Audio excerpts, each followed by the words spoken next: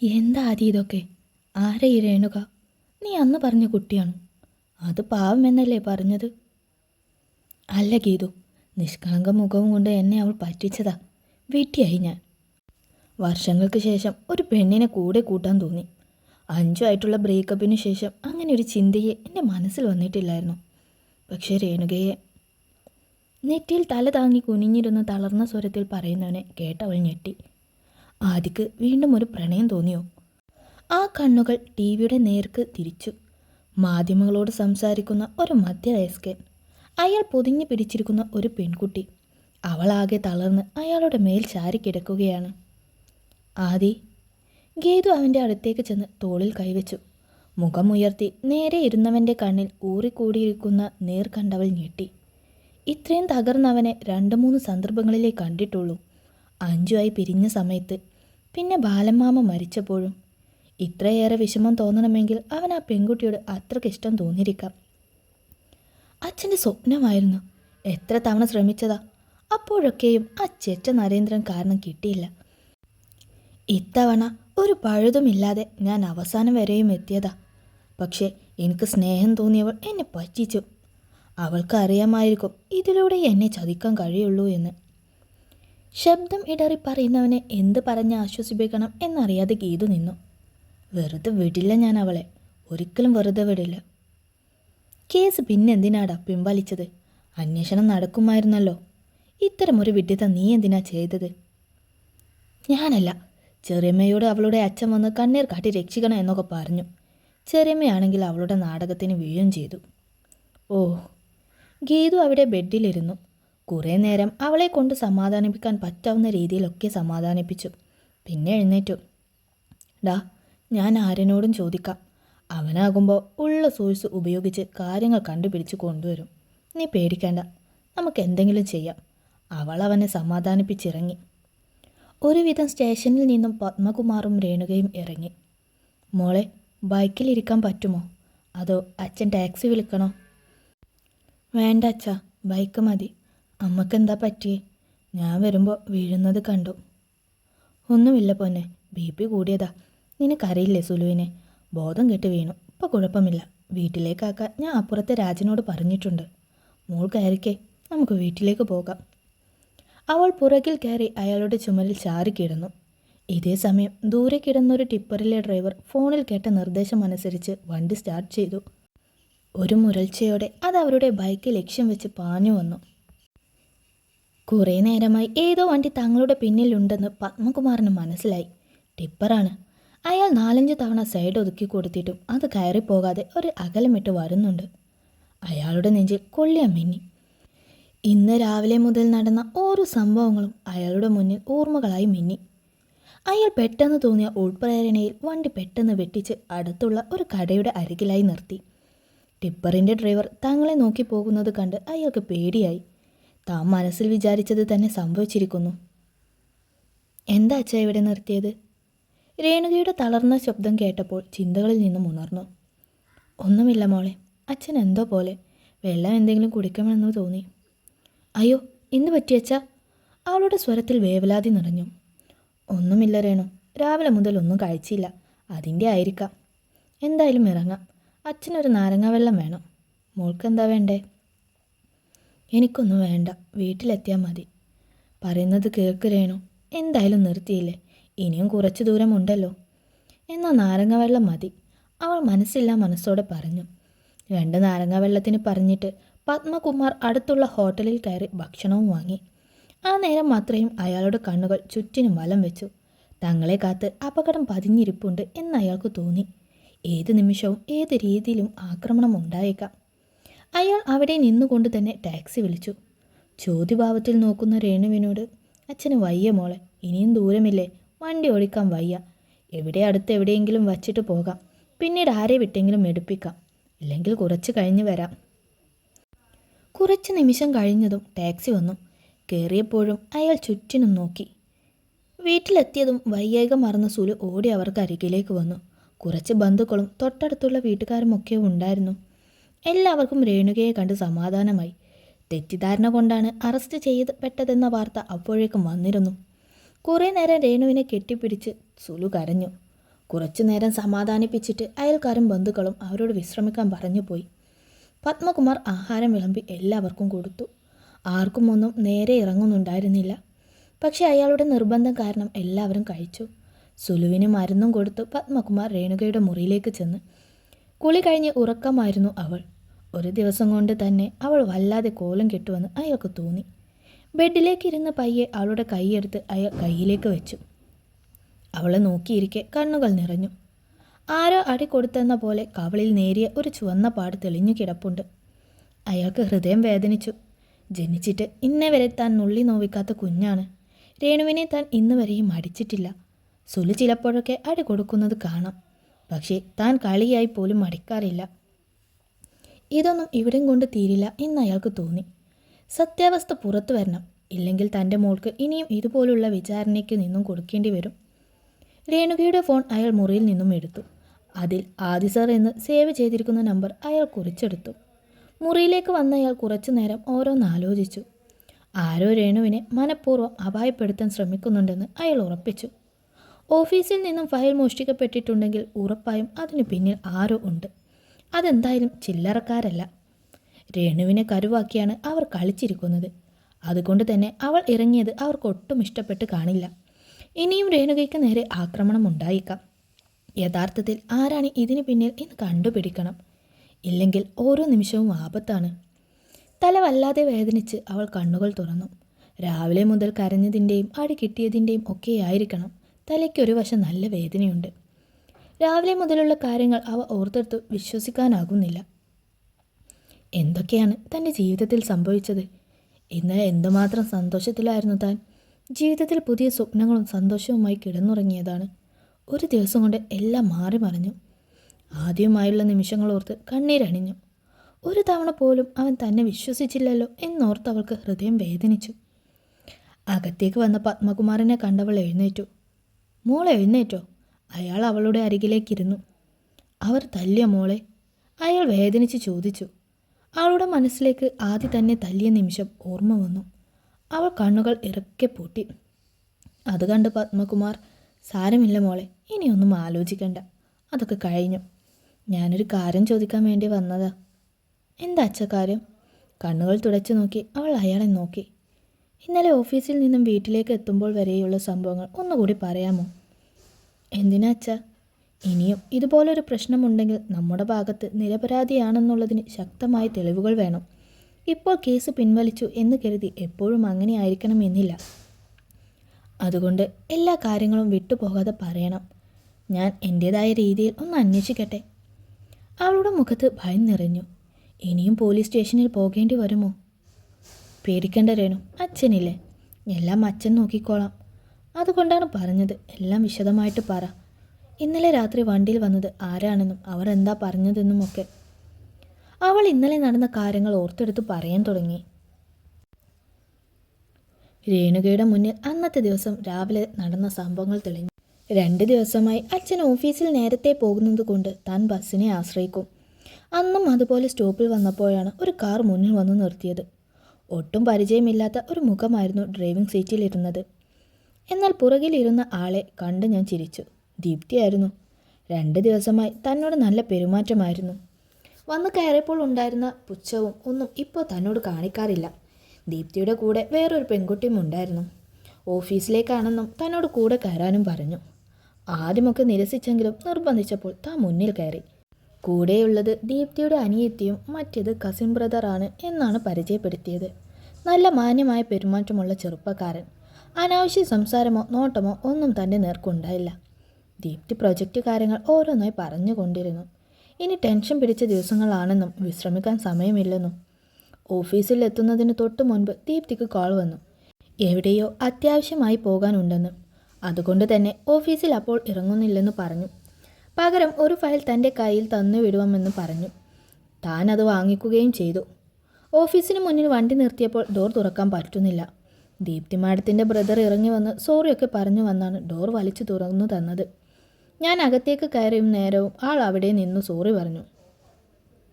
പക്ഷേ അകത്തേക്ക് കയറി 5 മിനിറ്റ് കഴിഞ്ഞതും ദീപ്തി വിളിച്ചു. പോയ കാര്യം ശരിയായില്ലെന്നും ഫയൽ തന്നോട് സൂക്ഷിക്കണമെന്നും പറഞ്ഞു. വേറെ ആർക്കും കൊടുക്കരുത്. കോൺഫിഡൻഷ്യൽ എന്ന് പറഞ്ഞതുകൊണ്ട് തന്നെ താനത് ക്യാബിനിൽ വെച്ച് പൂട്ടി. പിന്നെ എന്താ സംഭവിച്ചത്? ആ പെങ്കൊച്ച് ഓഫീസിൽ വന്നില്ലേ ഇന്നലെ? വന്നിരുന്നു. കുറച്ച് കഴിഞ്ഞ് ഞാൻ മാഡത്തിനെ ഓഫീസിൽ കണ്ടിരുന്നു.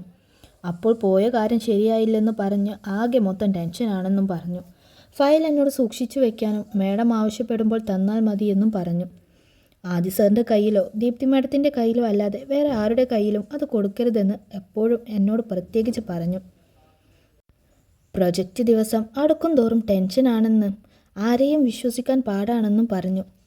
അവൾ മനഃപൂർവ്വം മോളെ കുടുക്കിയതാണ്. ഫയൽ മറിച്ചു കൊടുത്തതും കാശ് വാങ്ങിയതും അവളായിരിക്കും. ആദി സാറിൻ്റെ ബന്ധുവാണ് ഈ ദീപ്തി മാഡം. അവർ സ്വന്തം കമ്പനിയെ ചതിക്കുമോ? അങ്ങനെ പറയാൻ പറ്റില്ല രേണു. പണത്തിനു മീതെ പരന്തും പറക്കില്ല എന്നാണല്ലോ. ബന്ധുവാണെന്നല്ലേ ഉള്ളൂ. കമ്പനി ആ കൊച്ചിൻ്റെ പേരിലല്ലല്ലോ. പിന്നെന്താ സംഭവിച്ചത്? പിന്നീട് ഓഫീസിൽ നടന്ന കാര്യങ്ങൾ അവൾ വല്ലായ്മയോടെ ഓർത്തു. ദീപ്തി മാഡം ഓഫീസിലുണ്ടായിരുന്നു എന്നാണ് അച്ഛനോട് പറഞ്ഞത്. ഇനി അത് തിരുത്തി പറയാൻ കഴിയില്ല. ഞാൻ ഇറങ്ങുന്നതിന് ഒരു 10 മിനിറ്റ് മുൻപേ ദീപ്തി മാഡം പോയി അച്ഛാ. ജോലിയെല്ലാം തീർത്ത് അച്ഛൻ വിളിച്ചപ്പോൾ ഞാൻ താഴേക്ക് ഇറങ്ങി വന്ന സമയത്താണ് സെക്യൂരിറ്റി ചേട്ടൻ ഫോണും കൊണ്ടുവന്നത്. കോളിൽ മാഡമായിരുന്നു. എന്നെ വിളിച്ചിട്ട് കിട്ടിയില്ല എന്ന് പറഞ്ഞു. റേഞ്ച് പ്രശ്നം കാരണമായിരിക്കുമെന്ന് കരുതി ഞാൻ അത് വലിയ സീരിയസ് ആയി എടുത്തില്ല. എന്നോട് ഒരുപാട് തവണ വിളിച്ചു എന്ന് പറഞ്ഞു. മാഡത്തിന് എന്തായാലും ഇപ്പോൾ ഓഫീസിലേക്ക് വരാൻ പറ്റില്ലെന്നും അത്യാവശ്യമായി ആ ഫയൽ വേണമെന്ന് പറഞ്ഞു. വൈകിട്ട് എന്നോട് അതെടുത്ത് കയ്യിൽ വെച്ചിരിക്കാൻ പറഞ്ഞു. വൈകിട്ട് ഇറങ്ങുമ്പോൾ കാണാം, അപ്പോൾ കൊടുത്താൽ മതിയെന്ന്. ഞാനതുകൊണ്ട് വൈകിട്ട് തന്നെ അതെടുത്ത് ബാഗിൽ വെച്ചിരുന്നു. പിന്നീട് ആ കാര്യം ഞാൻ മറന്നുപോയി. എങ്ങനെ കൊണ്ടുതരും എന്ന് ചോദിച്ചപ്പോഴാണ് മാഡം പോകുന്ന വഴി വീട്ടിൽ വന്ന് വാങ്ങിക്കോളാം എന്ന് പറഞ്ഞത്. അങ്ങനെ ഞാൻ വഴിയൊക്കെ പറഞ്ഞു കൊടുത്തു. എനിക്ക് ബുദ്ധിമുട്ടാകുമോ എന്ന് ചോദിച്ചു. ഞാൻ പറഞ്ഞു കുഴപ്പമില്ല, എപ്പോൾ വേണമെങ്കിലും വന്നോളൂ എന്ന്.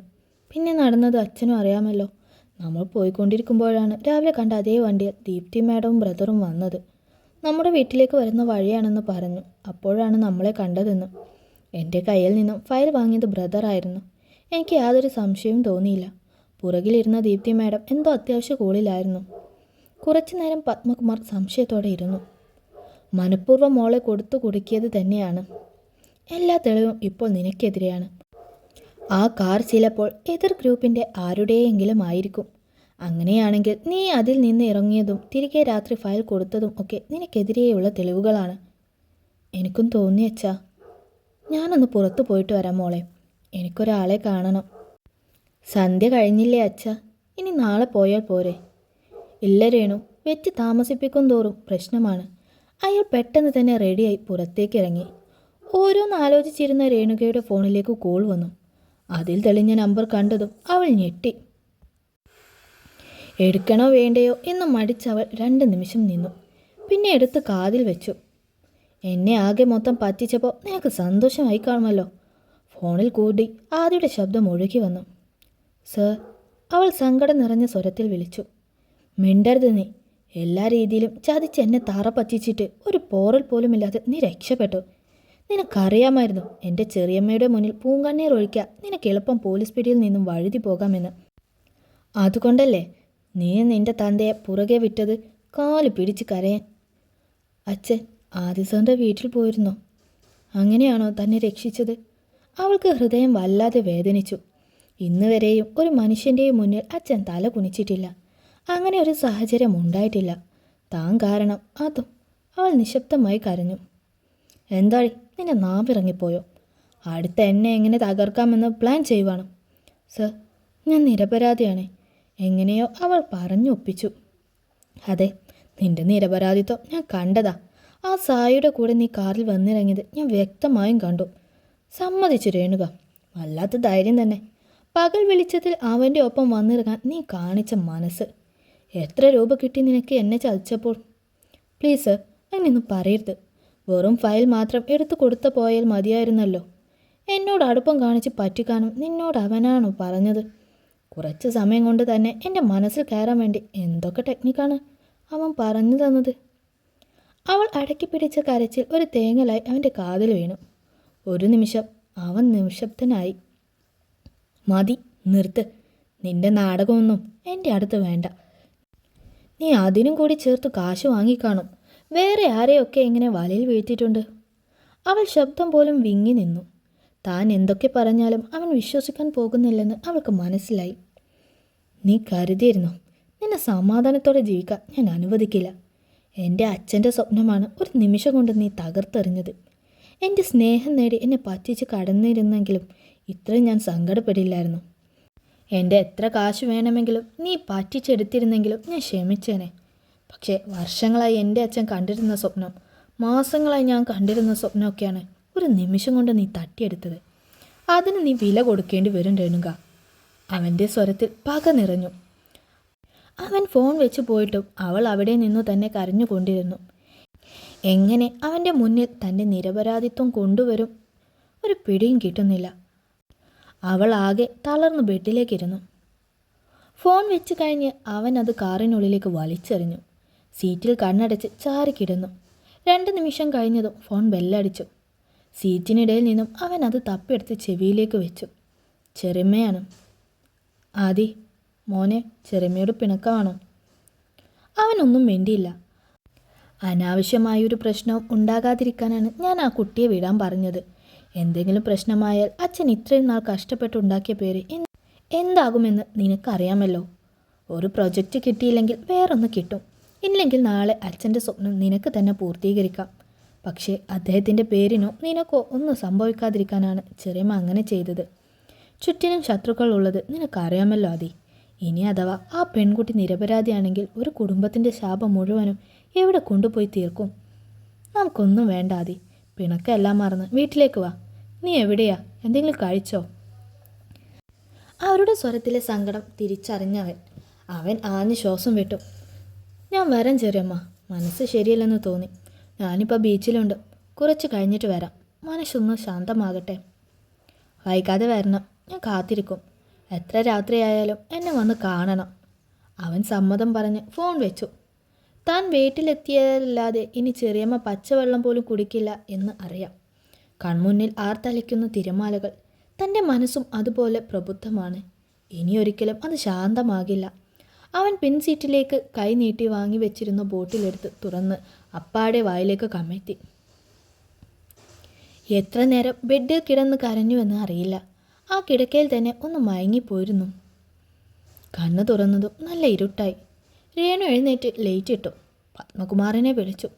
ബെല്ലടിച്ച് തീരാറായതും അയാൾ എടുത്തു. അച്ഛ എവിടെയാ? ഞാൻ പിന്നെ വിളിക്കാം. നിൻ്റെ ഓഫീസിൽ വന്നതാ. എനിക്ക് നിൻ്റെ സാറിനെ ഒന്ന് അത്യാവശ്യമായി കാണണം. വേണ്ട അച്ഛ, ഇപ്പോൾ എന്ത് പറഞ്ഞാലും ആദി സാറിന് മനസ്സിലായില്ല. അത്രയ്ക്ക് ദേഷ്യത്തിലായിരിക്കും. വെറുതെ പ്രശ്നമാക്കണ്ട. നമുക്ക് പിന്നീട് അതിനെപ്പറ്റി ആലോചിക്കാം. പിന്നീട് എന്ന് പറഞ്ഞ് നീട്ടി വെക്കേണ്ട കാര്യമല്ല രേണു ഇത്. എത്രയും പെട്ടെന്ന് നിൻ്റെ നിരപരാധിത്വം തെളിയിക്കണം. സാർ പുറത്തെവിടെ പോയിട്ടുണ്ടെന്ന് പറഞ്ഞു. എന്തായാലും ഇപ്പോൾ വരും. ഞാൻ കണ്ടിട്ട് വരാം. അയാൾ വച്ചിട്ട് പോയതും അവൾക്ക് വെപ്രാളമായി. എന്നോടുള്ള ദേഷ്യം ആദി സാർ അച്ഛനോട് തീർക്കുമോ? അവൾക്കൊട്ടും സമാധാനം കിട്ടിയില്ല. ആരോട് സഹായം ചോദിക്കും? ആരെ വിളിക്കും? അവൾ പെട്ടെന്ന് തന്നെ ബാഗ് തുറന്ന് തൻ്റെ കയ്യിലുണ്ടായിരുന്ന വിസിറ്റിംഗ് കാർഡ് എടുത്തു. അതിലുണ്ടായിരുന്ന നമ്പറിലേക്ക് വിളിച്ചു. മറുപുറം കാൾ കണക്റ്റായി.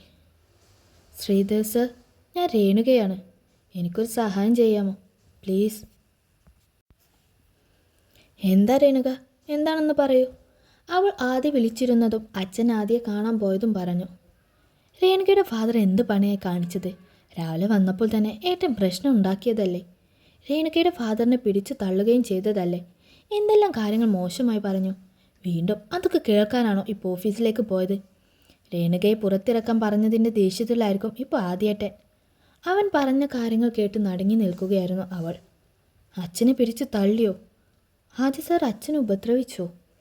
ദേവിൻ്റെ ഭാഗത്തു നിന്നും ഒരു നിമിഷം മറുപടി ഒന്നും ഉണ്ടായില്ല. ഇതൊന്നും അച്ഛൻ രേണുകയോട് പറഞ്ഞില്ലേ? ഇല്ല. അവൾ അറിയാതെ കരഞ്ഞു. ഡോ, താൻ പേടിക്കണ്ട. ഞാൻ ഇയാളുടെ അച്ഛനെ തിരികെ പറഞ്ഞു വിടാം, പോരെ? അവൻ അവളെ സമാധാനിപ്പിച്ചു. അവൾ കോൾ കട്ട് ചെയ്തതും അവൻ സ്വന്തം ക്യാബിനിൽ നിന്നും പുറത്തേക്കിറങ്ങി. ക്യാമറയിൽ അയാൾ വെയിറ്റിംഗ് ഏരിയയിൽ ഇരിക്കുന്നുണ്ട്. ആദി പുറത്തു പോയെന്ന് റിസപ്ഷനിസ്റ്റ് പറഞ്ഞിട്ടുണ്ടാവും. ദീപ്തി പറഞ്ഞതുപോലെ തന്നെ സംഭവിച്ചു. അവളുടെ അച്ഛൻ ആദ്യം കണ്ട് സംഭവിച്ചതൊക്കെ പറയാൻ പോവുകയാണ്. അതിനർത്ഥം അയാൾക്ക് ദീപ്തിയെ സംശയം തോന്നി തുടങ്ങി. ആദ്യ പുറത്തു പോയ സമയം അയാൾ വന്നത് ഭാഗ്യമായി. അവൻ അവിടെ നിന്നും ദീപ്തിയെ വിളിച്ചു കാര്യം പറഞ്ഞു. അയാളുടെ മുന്നിൽ ചെന്ന് പെടരുത് എന്ന് താക്കീത് നൽകി. കുറച്ച് വർക്കുള്ളത് കൊണ്ട് ഒട്ടുമിക്ക പേരും ഓഫീസിലുണ്ടായിരുന്നു. അവൻ പെട്ടെന്ന് വേറൊരു സ്റ്റാഫിനെ വിട്ട് പത്മകുമാറിനെ തൻ്റെ ക്യാബിനിലേക്ക് വിളിച്ചു. അയാൾ സംശയത്തോടെ അകത്തേക്ക് കയറി. ദേവ് ചെയറിൽ നിന്നും എഴുന്നേറ്റ് കൊണ്ട് അയാളെ സ്വാഗതം ചെയ്തു. രേണുകയുടെ ഫാദറല്ലേ? ഞാൻ ശ്രീദേവ്, ആദിശേഷൻ്റെ അനിയനാണ്. രാവിലെ കണ്ടിരുന്നു നമ്മൾ. എനിക്ക് മനസ്സിലായി. എനിക്ക് ആദി സാറിനെ ഒന്ന് കാണണം. അമ്മ വിളിച്ചിരുന്നു. അങ്ങനെ ഞങ്ങൾ വീട്ടിൽ പോയപ്പോഴാണ് രേണുകയുടെ ഫാദർ വീട്ടിലെത്തിയെന്ന് അറിഞ്ഞത്. അതോടെ ഏട്ടന് ദേഷ്യമായി. അമ്മയുമായി വഴക്കിട്ടാണ് പോയത്. ആളാകെ ദേഷ്യത്തിലാണ്. പത്മകുമാറിൻ്റെ മുഖം നിരാശയിൽ ചുളിഞ്ഞു. എന്തെങ്കിലും അത്യാവശ്യമായി പറയാനുണ്ടെങ്കിൽ എന്നോട് പറയാം. ഏട്ടനോടാണ് സംസാരിക്കേണ്ടതെങ്കിൽ പുള്ളി എന്തായാലും റിലാക്സ് ആവാതെ ഇനി ഓഫീസിലേക്ക് വരില്ല എന്നാണ് എന്നോട് പറഞ്ഞത്. അതുവരെയും ഇവിടുത്തെ കാര്യങ്ങൾ എന്നോട് നോക്കാൻ പറഞ്ഞിട്ടുണ്ട്. എനിക്ക് കുറച്ച് പേഴ്സണലായി സംസാരിക്കണം എന്നുണ്ടായിരുന്നു. അതിപ്പോൾ സാറിനോടായിരുന്നാലും മതി. ഇവിടെ ഓഫീസിൽ വെച്ചല്ല, പുറത്തെവിടെയെങ്കിലും വെച്ച്. അത്യാവശ്യമാണോ? ഇന്ന് തന്നെ സംസാരിക്കണമോ? അതെ, അത്യാവശ്യമാണ്. എന്നാൽ ശരി, നമുക്ക് പുറത്തെവിടെയെങ്കിലും വെച്ച് മീറ്റ് ചെയ്യാം. ഇവിടെ ജംഗ്ഷൻ്റെ അപ്പുറത്ത് ഒരു കോഫി ഹൗസ് ഇല്ലേ, അറിയാമോ? അവിടെ വെച്ച് കണ്ടാലോ? അറിയാം, ഞാനവിടെ പോയിട്ടുണ്ട്. ശരി, നിങ്ങൾ ഇറങ്ങിക്കോളൂ. ഞാനൊരു 10 മിനിറ്റിന് ശേഷം വരാം. ഒരുമിച്ച് ഇറങ്ങുന്നത് ആരും കാണേണ്ട. പിന്നെ രേണുക എന്നെ വിളിച്ചിരുന്നു. സാറിനോട് സംസാരിക്കാൻ പറഞ്ഞിട്ടുണ്ട്. ആളാകെ പേടിച്ചിട്ടിരിക്കുകയാണ്. ഞാൻ മോളോട് സംസാരിക്കാം. അയാൾ ഫോൺ എടുത്തു. ഫോൺ ചാർജ് തീർന്ന് സ്വിച്ച് ഓഫ് ആയിരിക്കുകയാണ്. എന്തു പറ്റി? വിളിക്കുന്നില്ല? ദേവ് പത്മകുമാറിനോട് ചോദിച്ചു. ഫോൺ ചാർജ് തീർന്നു പോയി. രാവിലെ മുതലുള്ള ഓട്ടത്തിനിടയ്ക്ക് ചാർജ് തീർന്ന കാര്യം ശ്രദ്ധിച്ചില്ല. സാരമില്ല, എനിക്കൊരു 10 മിനിറ്റ് മാത്രമേ സംസാരിക്കാനുള്ളൂ. അത് കഴിയുമ്പോൾ വീട്ടിലേക്ക് പോവുകയല്ലേ. പത്മകുമാർ പുറത്തേക്കിറങ്ങി നടന്നു. 2 നിമിഷം ആലോചിച്ചു. പിന്നെ ഫോൺ എടുത്ത് രേണുകയെ വിളിച്ചു. 2 റിങ്ങിൽ തന്നെ അവൾ ഫോൺ എടുത്തു. പേടിക്കേണ്ട രേണുക, ഞാൻ തൻ്റെ അച്ഛനോട് സംസാരിച്ചു. അദ്ദേഹത്തിൻ്റെ മൊബൈലിൽ ചാർജ് ഇല്ല. എന്തായാലും ഇവിടെ നിന്ന് തിരിച്ചിട്ടുണ്ട്. അദ്ദേഹം ഉടനെ എത്തിക്കോളും. വളരെ ഉപകാരം സർ. എന്തായാലും ഞാൻ പറയുന്നത് വരെ ആദ്യം ചെന്ന് കാണാനും സംസാരിക്കാനും നിൽക്കണ്ട. അവനാകെ സമനില തെറ്റിയിരിക്കുകയാണ്. അതിനിടയിൽ നിങ്ങളൊക്കെ കണ്ട എന്ത് ചെയ്യുമെന്നൊരു പിടിയുമില്ല. ശരി സർ. അവൾ സമ്മതിച്ച് ഫോൺ വെച്ചു. ദേവിൻ്റെ ചുണ്ടിൽ ഒരു കുടില ചിരി വിരിഞ്ഞു. സന്ദർഭങ്ങളും സാഹചര്യങ്ങളും എല്ലാം തനിക്ക് അനുകൂലമാണ്. ഇല്ലെങ്കിൽ രേണുകയ്ക്ക് എന്നെ വിളിക്കണമെന്ന് തോന്നുമോ? അവൻ പതിയെ എഴുന്നേറ്റ് പുറത്തേക്ക് നടന്നു. ദീപ്തിയെ വിളിച്ച് കാര്യങ്ങളെല്ലാം അവതരിപ്പിച്ചു. ഓഫീസിൽ നിന്നും വെളിയിലേക്ക് ഇറങ്ങിയ പത്മകുമാർ തൻ്റെ ബൈക്കെടുത്ത് കോഫി ഹൗസ് ലക്ഷ്യമാക്കി നീങ്ങി. വീട്ടിൽ നിന്നിറങ്ങിയപ്പോൾ ഓട്ടോ പിടിച്ച അയാൾ ബൈക്ക് നേരത്തെ കടയുടെ മുന്നിൽ നിന്നും എടുത്തിരുന്നു. ദേവിനോട് എല്ലാം തുറന്നു പറയണം. കണ്ടിട്ട് നല്ല ആളാണെന്ന് തോന്നുന്നു. ഏത് വിധേയയും രേണുകയുടെ നിരപരാധിത്വം തെളിയിക്കണം. അതും മനസ്സിൽ വിചാരിച്ചുകൊണ്ട് അയാൾ വണ്ടിയുടെ സ്പീഡ് കൂട്ടി. പലവിധ ചിന്തകളിൽ പെട്ടിരുന്ന മനസ്സ് പിന്നാലെ വന്ന അപകടം തിരിച്ചറിഞ്ഞില്ല. വളവ് തിരിഞ്ഞതും പിന്നാലെ ഇരിച്ചെത്തിയ ടിപ്പർ ഒരു പന്ത് തട്ടുന്ന ലാഘവത്തോടെ ആ ബൈക്കിനെ ഇടിച്ചു തെറിപ്പിച്ചു. എന്താണ് സംഭവിക്കുന്നതെന്ന് മനസ്സിലാകും മുമ്പേ പത്മകുമാർ ഉയർന്നു പൊങ്ങി റോഡിലേക്ക് തലയടിച്ച് വീണു.